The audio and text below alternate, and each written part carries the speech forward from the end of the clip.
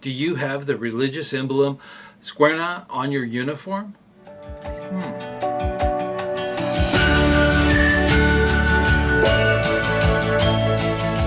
Hey, ScouterStan, let's talk a little bit about the religious emblem coordinator. This is a position that is kind of shrouded in mystery for a lot of scouters out there. This is something that has a lot to do with that youth and adult square knot. So this is something we're going to dive directly into. Jim, as you can see here, he sent me an email, and we got into a really good conversation about all the different things going on with the religious emblem coordinator's position. The religious emblem coordinator, the REC, is actually 3 different levels. We have council level, we have the district level, and then we have unit. Now, the REC's job is to make sure that everything is there so that the youth and adults can have an opportunity to participate in the religious emblem of their faith. This is something that's done on a unit level. A lot of the stuff done on district level is done at round table, and then of course council level is organizing it throughout the entire council. Now the RECs, they do have other positions, sections, or what they call regions, and then they also have national. So this is a huge structure, but it's really to give all of those individuals all the way down the line the opportunity, and that's the big thing that they're trying to do, is have those open doors so that different scouts of different faiths can actually participate and earn recognition for really making that effort towards really connecting to their faith. But one of the main jobs is to encourage youth to really go after the religious emblem award. Now, in a scout unit, whether it be a pack or a troop or a crew, this should be treated just like any other advancement. Now, the REC is actually responsible to report back to the district, to the council, how many units are involved in that, how many people have taken that merit badge or that course. It's not a merit badge course.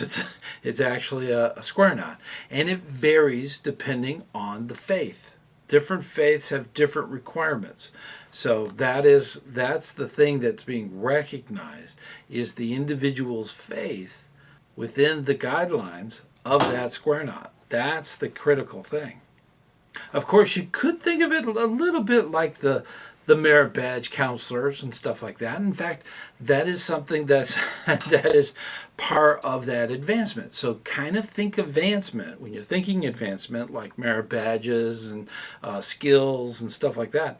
Also put in there some of these faith-based availabilities, depending on the scout's faith. Scouting has always had a component that recognizes individuals' faith.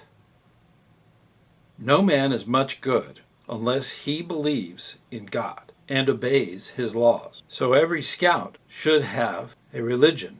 Religion seems a very simple thing. First, love and serve God. Second, love and serve your neighbor.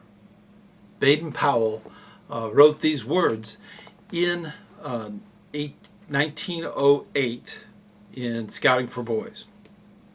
The religious emblem reinforces a lot of the things that are involved in scouting.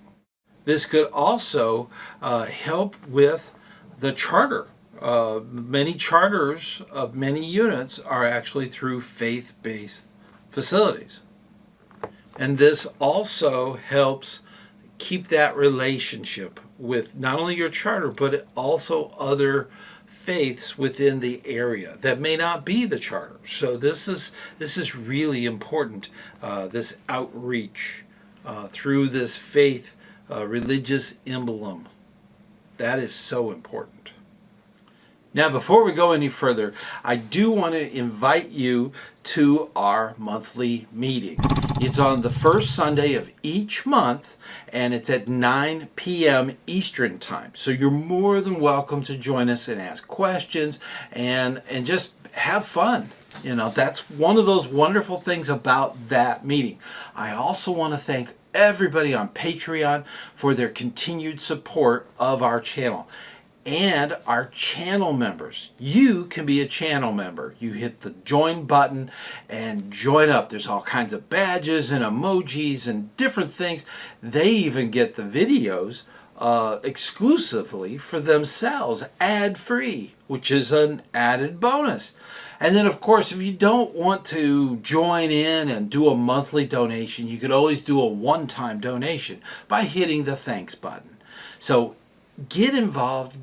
I really do appreciate all that you do in scouting and here on the channel. Now, as a scout leader, it's recommended that you familiarize yourself with the REC's position, all of the things that they do. From the unit level, this is more where the faith is defined. From district and council, that's different. That's more of a majority of all the different faiths. So, whereas in a unit, it's really defined.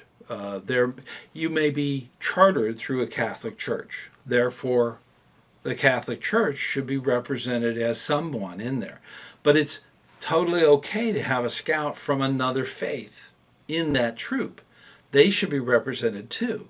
That's called being the last scout law, reverent, being respectful to all the different faiths. That is the important part of knowing what's going on there.